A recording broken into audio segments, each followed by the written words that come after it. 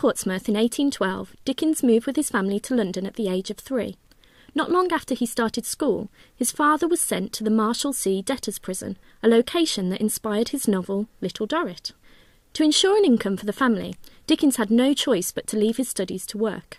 His traumatic experiences at work in a factory were the foundation for several of his most renowned works, Oliver Twist, David Copperfield, and Great Expectations. Once his father was released, Dickens returned to school and soon began a career in journalism. His first published work was a collection called Sketches by Boz.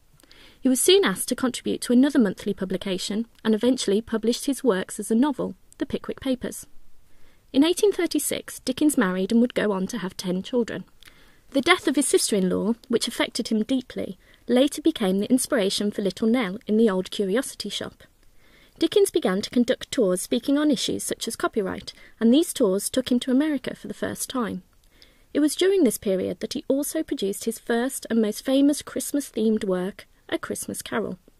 In the same year, Dickens and his family left for Europe, where they lived for 3 years. With his fame and popularity soaring, Dickens began to read his novels at public events and carried out a 3-month UK tour. He was an avid Francophile and would later establish Paris as one of the 2 locations for A Tale of Two Cities. After years of intensive work as a writer, journalist, activist and editor, Dickens suffered from a suspected stroke after a second trip to America. Nonetheless, he continued to work, starting on The Mystery of Edwin Drood. In 1870, however, this work would be left incomplete when Dickens suffered a second fatal stroke.